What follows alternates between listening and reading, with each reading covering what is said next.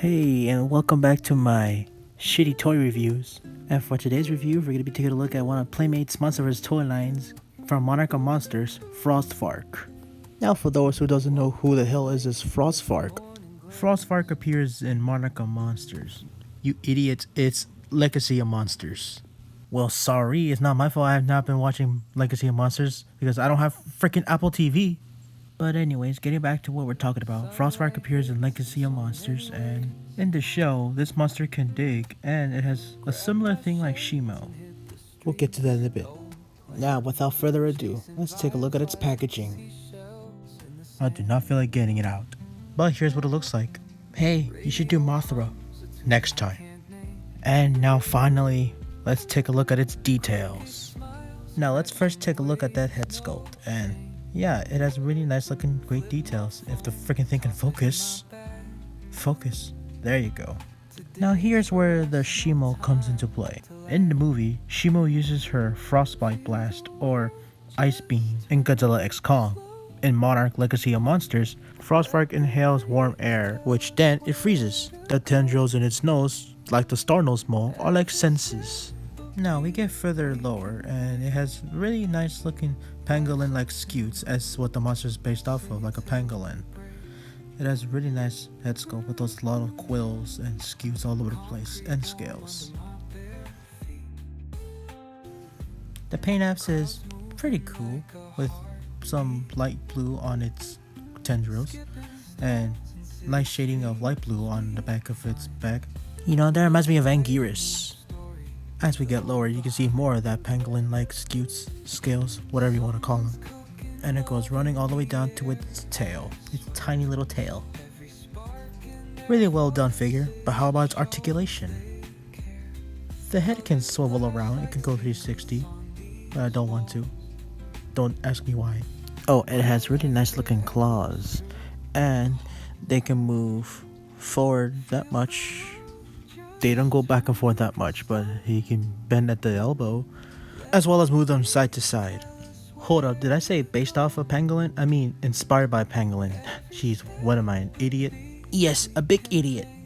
Well, screw you, but anyways, same thing as the other side. They can also go forward that much and back that much, and same as the elbow, they can also bend forward that much and move side to side. As for the back legs, they can go forward that much and back that much. Pretty forward, pretty far. You see, you can't even think of a good word. That's why you ended up failing school. Hey, shut up, man. I just graduated this year. But the ankles, they can move back and forth, and they can swivel around. And for what I see reviews, they say the tail can swivel around, but it's actually on a ball joint. So it can go up, it can go down, and it can go all the way 360. It's a good figure, I must say. I actually love it. Now, how big is this figure? Well, now this is something that most reviewers don't say. The height depends on how you pose the legs, but it should be around like 4 inches tall. And the width is 8 inches tall. Yes, it is 8 inches tall, but it's a bit off-putting. This measuring tape does not show centimeters. Now the best part, size comparisons. Here he is right next to Godzilla, and here he is right next to Kong. Here he is right next to the Drowned Viper. By the way, this is my favorite figure. And here it is with Shimo. By the way, I just got these guys out of the shelf. And just for the hell of it, here he is right next to Tyrant, Pikachu, Flareon, and Heracross.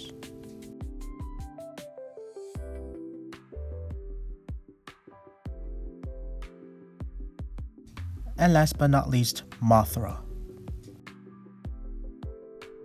So final thoughts on this figure. It's a good figure from Playmates. They really did a good job with making their toys from Monsterverse and Godzilla in general.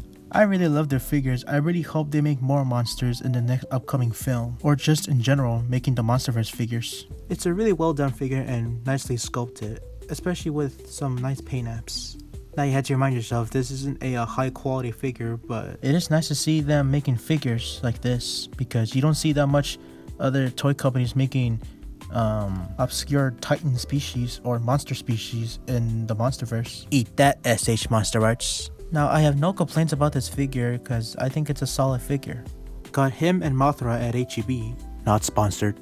But yeah, it's a really well done figure, and I give it a 9 out of 10.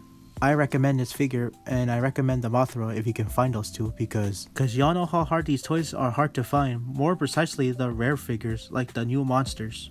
For Godzilla and Kong, there's so many of them. But that's it for the review. And if you like this review, well, please show your support on this channel. It really helps me a lot. Until then, this is Jay Adrian, and I hope you all have a good day. See you later, alligators. By the way, you shut up!